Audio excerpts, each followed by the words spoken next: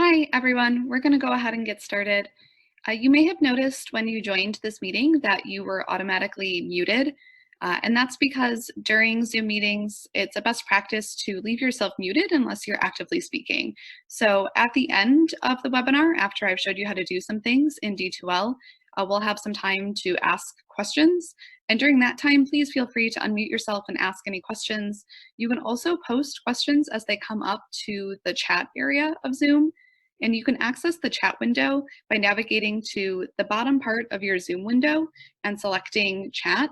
That'll open up the window and you can post questions there that I'll address at the end of the webinar.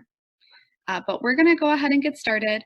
My name is Bridget Wagner. I work as an instructional designer in the Center for Teaching and Learning. And today we're going to talk about providing feedback to students via submission folders in D2L. So by the end of this workshop, you should know how to create submission folders in D2L. You should know how to provide feedback on student work. And you should also know how to enter grades via the submission tool. So the way that you will access submission folders is the same way that students will access submission folders in your course. And that is via the submissions area. Submissions is going to be one of the options in the navigation bar in your D2L courses. If you have created a custom navigation bar, it's possible that submissions is not displaying here by default. If that's the case, you can always send an email to fits, F-I-T-S, at DePaul.edu, and we can be sure that we get submissions added to your navigation bar. But most of you should have it there by default and it won't be an issue. So to navigate to submissions, we're just going to click submissions. From here, you're going to see a list of any submission folders that are currently available to you and students. The first thing we're going to do is talk about how to create a new folder, and then we'll talk later about how you access the student work in those folders and provide them with feedback. So to create a new submission folder, you're going to use the New Folder button.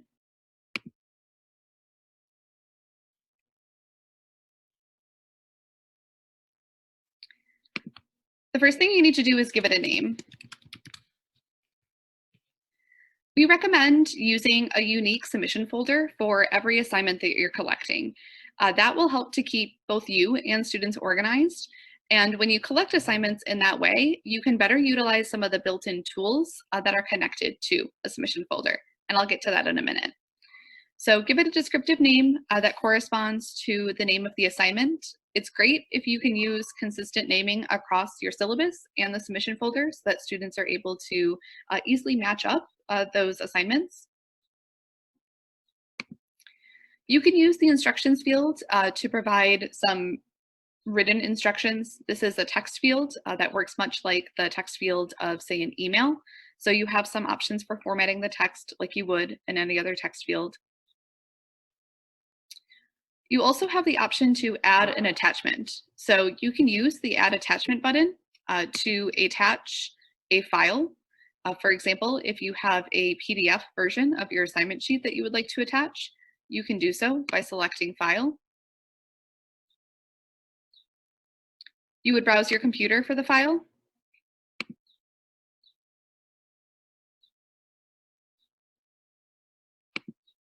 This is a Word document, but it will work for these purposes.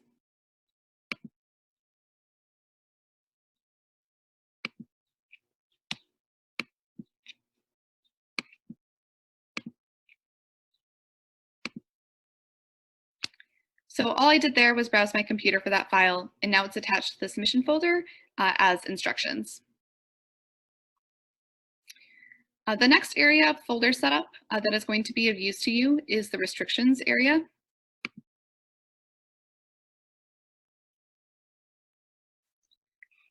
From here, I recommend that you add a due date to the folder. So the due date that corresponds to the due date of assignments in your course schedule or syllabus.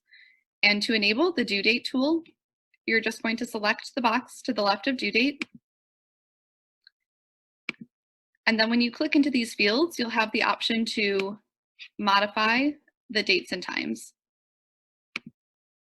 You can also type into these fields if you'd like to specify a more specific time that doesn't fit into those 30-minute increments. There's a couple of reasons that I recommend using a due date. First, the due date is going to populate in the calendar widget on your course homepage. The due date is also going to be available to students that are using Pulse, which is an app that students can use to access information about their D12 courses. And third, you are going to see that when you have a due date enabled on a submission folder, D12 is going to tell you if students have submitted after the due date. So if in your course you enact a late penalty, for example, you are going to have a very clear indication of the fact that a student submitted 2 hours late or 2 days late if you're using the due date option of the folder. The last thing that people might be interested in doing in terms of a basic submission folder setup is enabling Turnitin or originality checking. So to do that, you navigate to the Turnitin tab.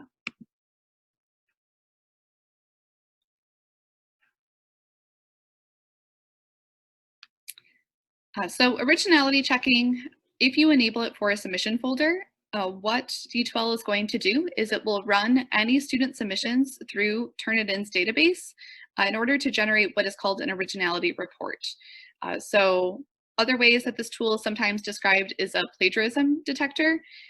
So you can customize more specifically the settings you'd like to use for originality checking if you decide to enable it, but these are the most basic setup steps.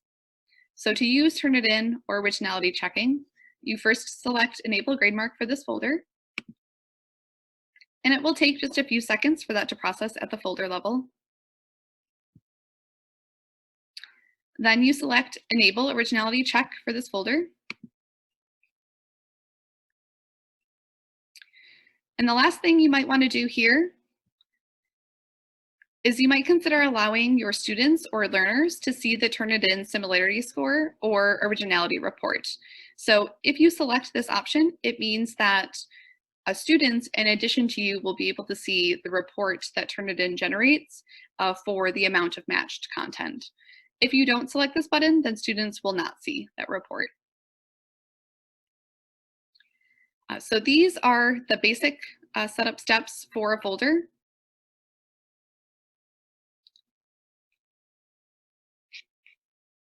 There's one last thing, though, potentially that you would like to do, and that's going to be in properties.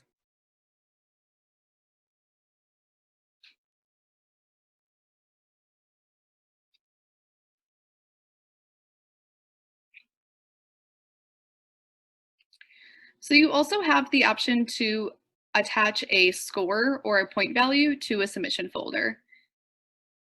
If you would like to evaluate assignments against a certain number of points, you can do so by entering the point value in the score out of field.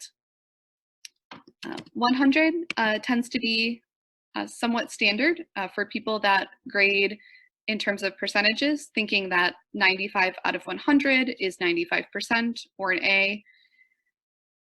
If you are using the grades area of D2L, or in the future you're interested in setting up a gradebook in D2L, you have some advanced options for how you can further link this folder to grades, but you can use this point value area without setting up any grades in D2L, especially if you have some other system for tracking grades already in place.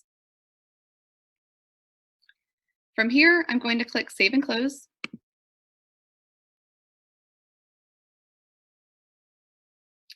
And we will see the folder I just created at the bottom of the list.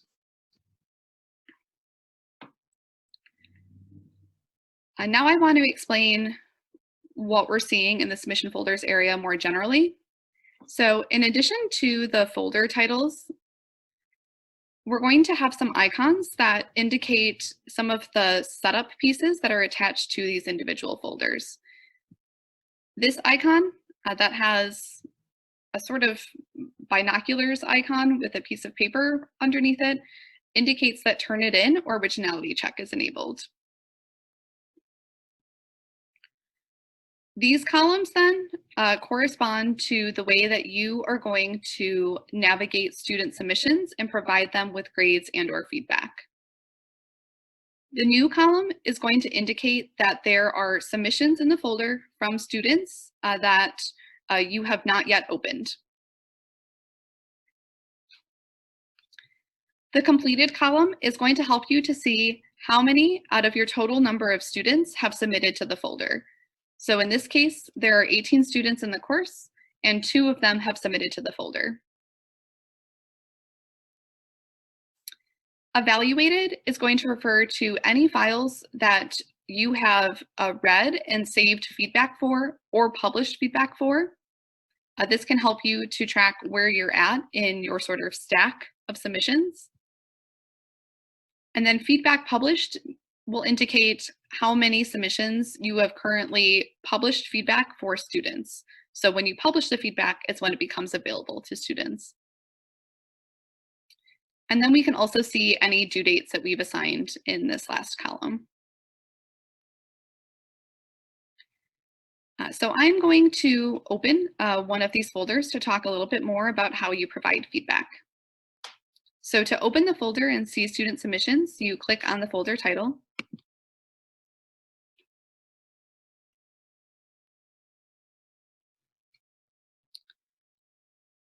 The way that these are organized is you will see any submissions that have been completed or submitted by individual students organized by student name.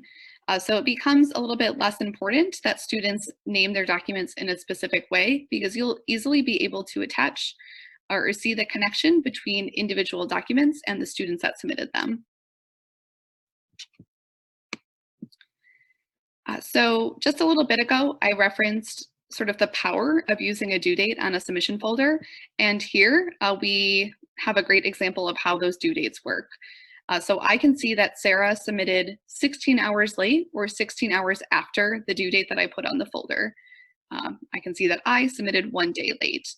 So that can be a helpful way for you to monitor where your students are at in the course and for you to enact any grade penalties that you might associate with late work. To open the submission for grading, you're going to click on the file name, and this is going to open something called the Evaluate Submission panel.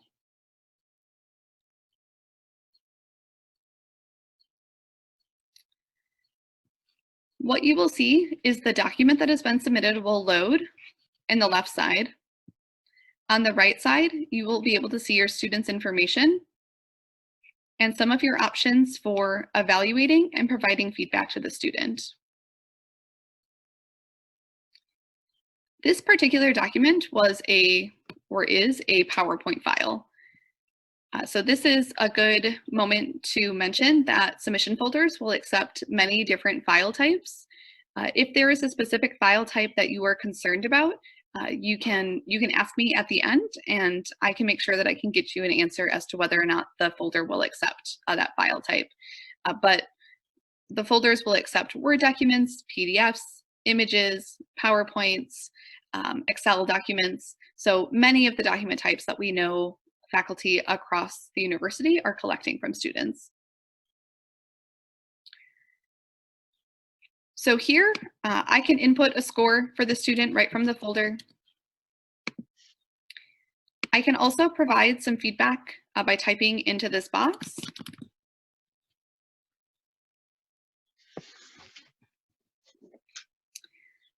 And then the last feature I want to highlight is something that is a new tool in D2L. So if you have previously used submission folders, you may not be familiar with this tool for providing feedback to students. It is called Annotations, and it works in conjunction with the folder, and it allows you to comment and mark up more directly on the actual submitted document. This gray bar that I'm seeing at the top of the document is related to the Annotations tool. And it's going to give me ways to manipulate how I'm seeing the document. I can navigate to other slides. It's also going to give me the ability to add comments and markings right on the file. And to do that, I'm going to start by clicking this icon. From here, I get some options for marking up. I can use the pen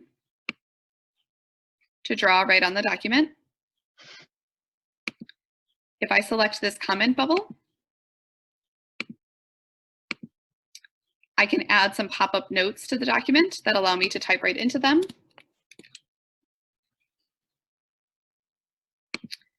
If you select this text box image, you can type right onto the document.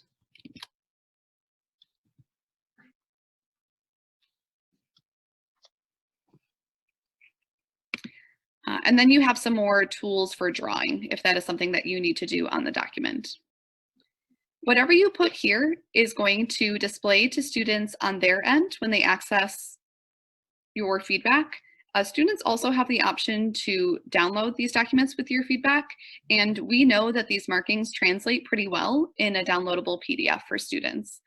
So use them. So after you're done providing feedback in whatever combination of ways makes most sense for your context, you have the option to save draft or publish. If you save draft here, it's going to save any feedback or any points that you've input here, but that information isn't yet going to be available to students. If you publish, then everything you've put here immediately is available to students. I'm going to show you what it looks like to save draft in case that's an option that you would like to use. So if I save draft,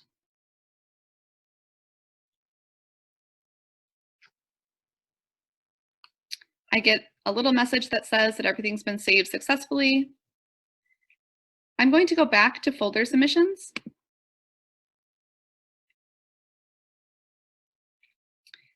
And I can see that I saved a draft of my feedback at 10:16 a.m. Sometimes instructors like to save drafts of their feedback as they're navigating through student submissions because they want to publish their feedback all at once for an entire class. That is one way that we see the draft tool used. I will sometimes save my feedback as draft if I don't have time to finish the feedback in the sitting that I'm using to grade and evaluate student work.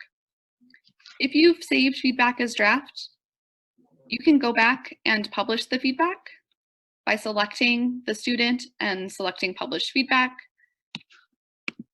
You can also select all submissions and students and select publish feedback here.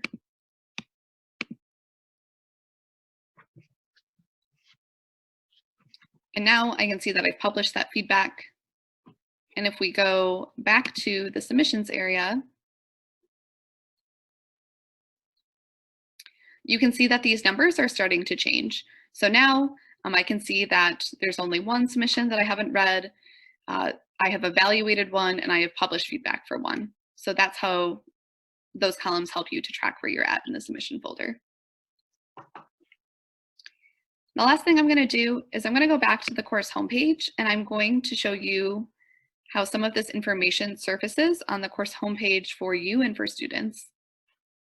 When you're using submission folders, when you log into your course, you're going to have these indicators of how many new submissions there are to a folder. If you select this text, it'll take you right to the submissions area. Then in the calendar widget, we can see that that due date that I added for the rhetorical analysis assignment is populating right here. So students will see it right from your course homepage. It's a great visual reminder to them as to when assignments are due.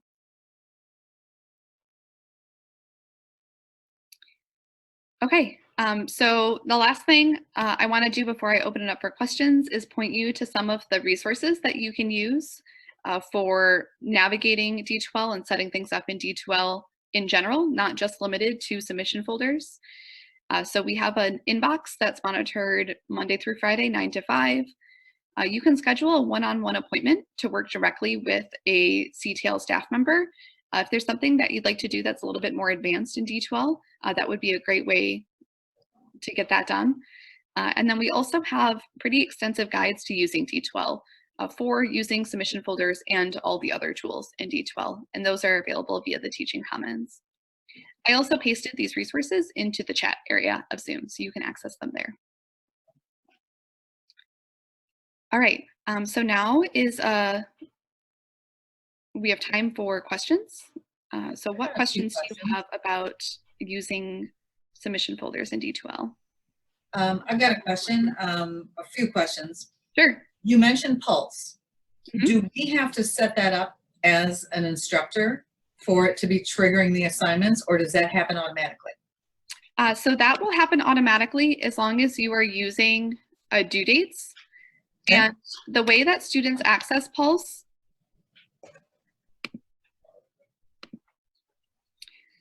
is they're going to select their name in the upper right corner of D2L, any place in D2L. And if they go to notifications, this is where they have links to download Pulse as a way to track their coursework. The other thing that you might recommend students do is customize the instant notifications that they're receiving. So for example, you might recommend that students subscribe to an instant notification for when a news item is released. Perhaps if you were going to use quizzes, a quiz date is 2 days away, or a due date for a submission folder is 2 days away. So they can customize any of those notifications from the notifications area of D2L. Is there a link that students can go to with instructions on how to set this up? I'm just thinking, rather than me demonstrate how to do that, if I could put a link in my syllabus? Sure. I believe that there is, and I will include that in my follow-up email with resources. Perfect. I think you answered this one. Students can submit a PDF or Word, and you can edit on either, correct? Yeah, exactly. And due dates. What if you, as an instructor, just want to set up a due date and not accept late submissions? I'm assuming you can do that. You can do that. So in the submissions area, when you are modifying a folder,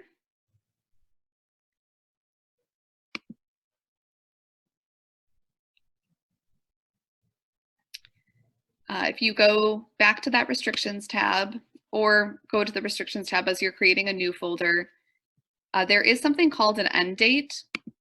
So an end date is going to lock the folder down and not accept submissions after that date and time. I will say that if you're going to use end dates, you might be prepared to receive emails from students that are frantically trying to submit and think that there's something wrong with their computer or with the internet. But it is possible to lock down the folder so that they do not accept submissions anymore, and that would be an end date as opposed to a due date. And if you do have a student with an exception that you say, okay, I'm going to accept their submission late, how do you open it? Meaning, can you open it for that one student? You can. So if you would like to add, it's called special access in D2L, and this is true across tools if you're trying to do this. So by default, all users with special access are allowed to submit outside of normal availability. So you want to leave this first option still selected in special access. But then you can add users to special access using this button. Oh, I need to set up valid dates for this to want to work. So if I select add users to special access, it's going to open a new page. And from here, I can designate a different end date. So maybe they get an additional week. Right. And then I select any students that applies to, and then I click save. And my last question, oh, I'm sorry, were you done? Yeah. My last question is under submissions, will they accept videos? Yes. So yeah, the folders will accept videos. Okay. And is there a gigabyte restriction? That has changed a couple of times. I can let you know in my follow-up email. I don't know the exact limit. Thank you. Mm-hmm. How do we go about setting up a one-on-one appointment with someone? Sure. So you're going to do that from, and I'm going to send the link again in the chat. So the link I just sent is going to take you to a page where you can schedule a one-on-one appointment to work with a member of the instructional technology team. So on that page, you're going to see a widget that says one-on-one support, and then there's a button that says make appointment. And from there, you're directed to a schedule in which you can schedule an appointment to work with a staff member.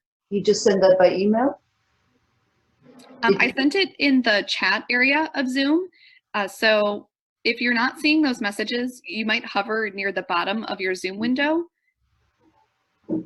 and you're looking for, it should be kind of orange. Well, I'd have to minimize everything. Yeah, oh, the orange, yeah. Oh, okay, got it. And so what do I do then? So when you select that link, it's going to take you to a page that. Oh, got it, yes, yeah, okay. Okay, thank you. Sure.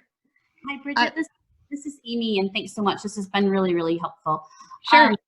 I have a question, and I might actually make an appointment for it because I've been trying to do Zoom, and when I give the assignments out, for some reason it doesn't become visible to people.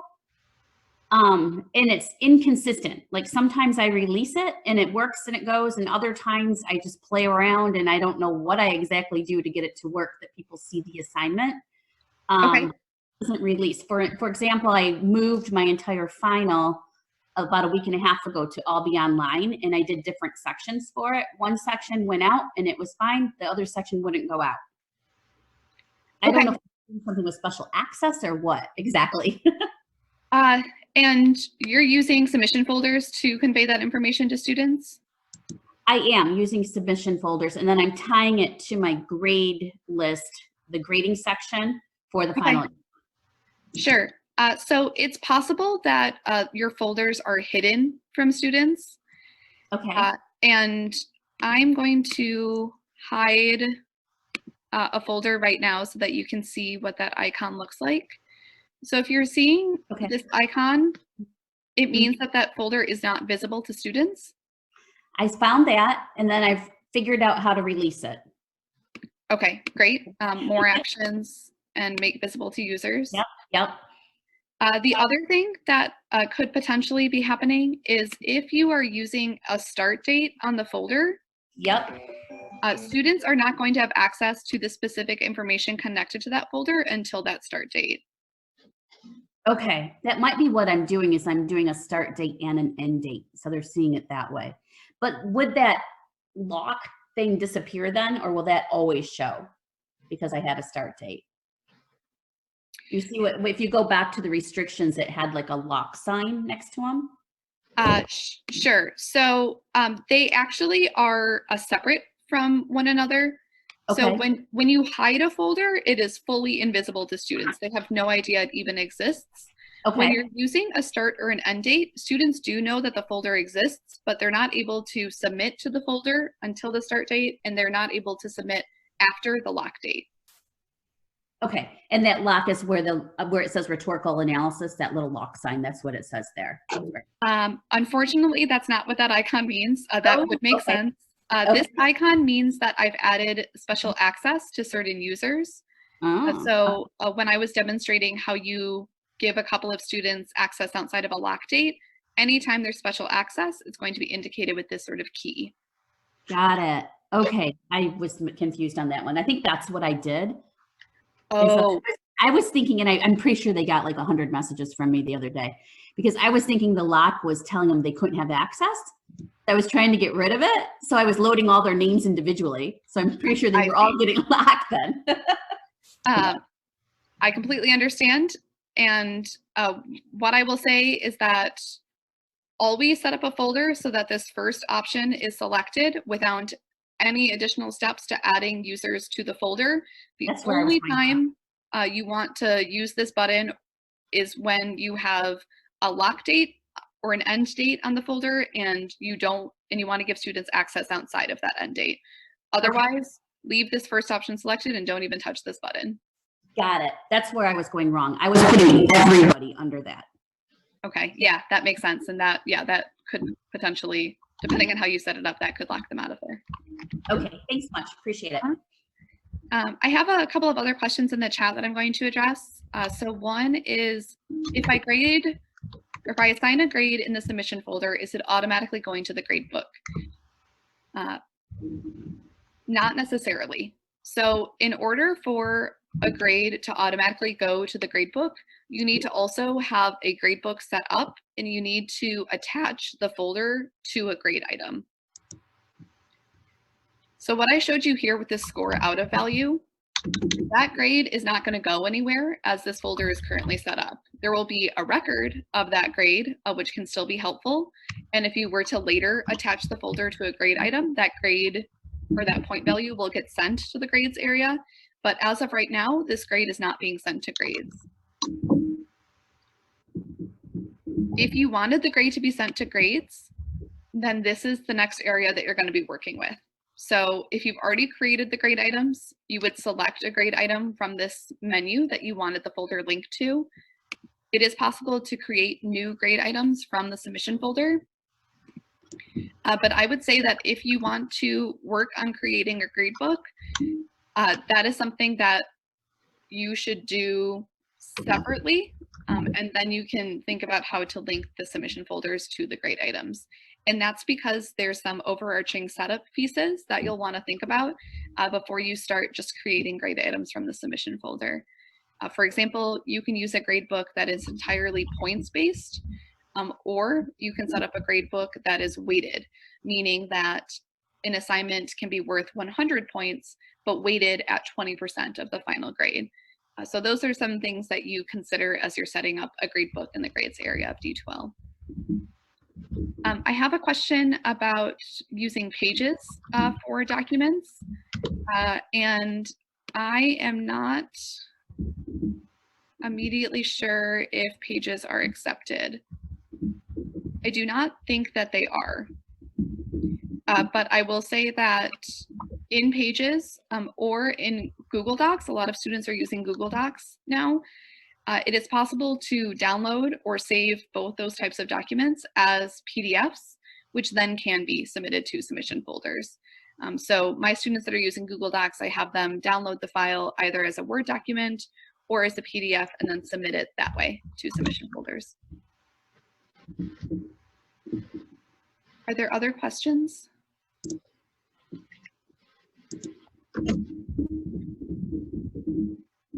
Okay, great. So I will follow up by email by the end of the day with links to those resources I referenced, as well as a link to how students customize their notifications. I do believe we have a guide for that, and a link to a page that more specifically explains the file types that are accepted by submission folders for those of you that are collecting things like videos. Otherwise, thanks for joining me, and I wish you all the best of luck with your finals and your preparations for spring quarter. Thanks, this was very helpful. Thank you. Appreciate it. Yeah, have a great afternoon. You too.